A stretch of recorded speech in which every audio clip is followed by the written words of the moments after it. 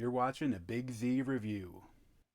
Project Hail Mary is a new science fiction film that just came out this week, and I absolutely loved it. If we do nothing, everything on this planet will go extinct, including us. Dr. Grace, the world is counting on you. So this is based on a book by Andy Weir, and I have it on my shelf, but I hadn't gotten around to reading it when this movie was coming up, and I was like, I think I'm gonna wait to read it until after I watch the movie. Just because if I read the book first, a lot of times I'm a bit more critical of the movie. So I don't have much experience with the story, but I love what Drew Goddard did, adapting the book. And this was directed by Phil Lord and Christopher Miller, from the Lego Spider-Verse movies, Jump Street, all those. And this is great. Like, I love the combination of, science fiction, drama, action, comedy. It's just a really well put together film. And it's pretty cool that, like, I think before the book even came out, I think that Andy Weir had already kind of went to Ryan Gosling because he was already thinking about having him star as Ryland Grace. And he is great in this role. I really love this character. Where, like, this is in, like, the slight future, maybe. It's like now, maybe a little bit further on. But the idea is that they were studying, like, from Venus, like, some of the spots or whatever. They saw these things that were moving, and they found this, like, line of these things that they named astrophage, which was going from the sun to Venus. And they found that, like, it was draining the sun. The sun was cooling, and it was like it was going to cause mass devastation for Earth. And I really love the framework of the story, where essentially the movie starts, and Ryan Gosling, like, wakes up on this ship, like he's coming out of an induced coma, because they've reached the Tai Ceti stars or whatever it is that they are going to observe and figure out why this star is the only one in our area that's not dying from the astrophage. But because of the induced coma, he is like doesn't really have memory of how we got here. So then you'll see, like, throughout the movie, you'll see, like, in between what's going on in the present, you'll see what happened in the past, where he was like a disgraced scientist for believing that not all life had to stem from water.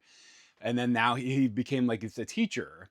But then because the whole the stuff with the astrophage, they Sandra Huller as Eva Stratt, came to him to study it and see if he had some input, like something, a different way of thinking about things than everyone else. And, like, her character is very interesting. Like, she's like a very German character. She kind of standoffish, but she's trying to save the world, but she will do anything to achieve that.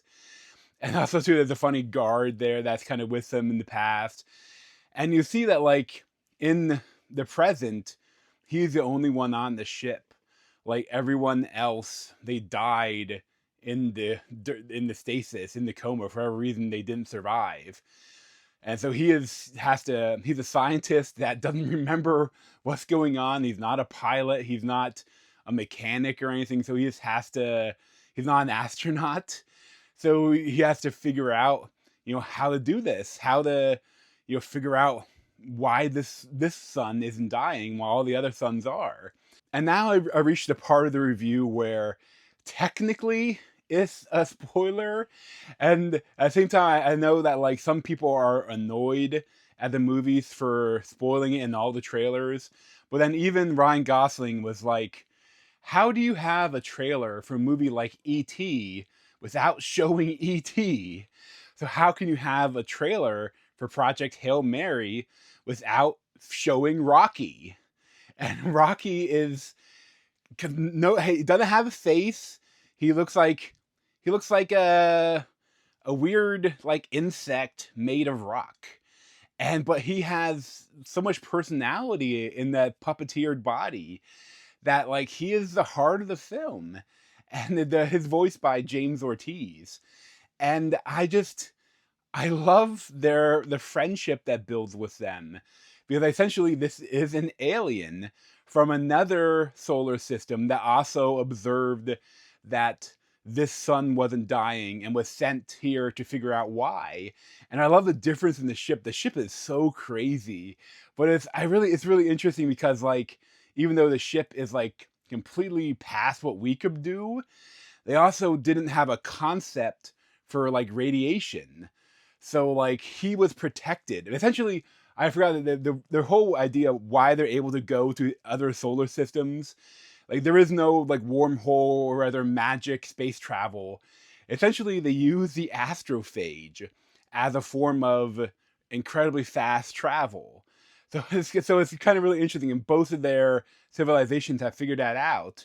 And Rocky is essentially like the mechanic of their ship, and he fixes things, but he couldn't fix with all of his other fellow rock people that died on the journey from radiation sickness, radiation poisoning, because they didn't know how to shield their crazy looking ship. But he survived because he was located next to the astrophage engine, which, like, shielded him from the cosmic radiation. And, like, the character is, I love the interplay with, like Ryan Gosling is, like, so, like, freaking out about stuff, and what he's trying to, okay, we gotta work this out, and, like, they figure everything out, like, translate their people's speech, their speech to each other, and it's so interesting. And also, like, all of the space stuff is so gorgeous. Like, the different plants are so unique looking. I actually traveled to see it in IMAX, and it is definitely worth it in IMAX. Like, it is these, like, huge planets, and all the spaceships and everything is just amazing. I just love how optimistic this film is. But essentially, this is like an apocalypse film, when this is like the Hail Mary to try to save the Earth for, like, half a civilization dying because of, like, all the global temperatures dropping, and eventually going to be the heat deaths of the sun, probably. But, like, at the same time, like, I it's so, like, he's so, like, funny and happy, and it is sad at times. I shed some tears, but there's also so much hope within this whole film that I just absolutely loved it. Like, I don't really have much that I didn't like. I mean, it's a tad bit long, but, like, I felt like it deserved that length. Like, it needed that length. And I kind of just loved everything that it did.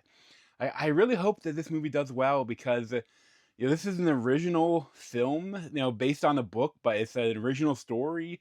It's not some franchise or anything, and I just love to see movies like this.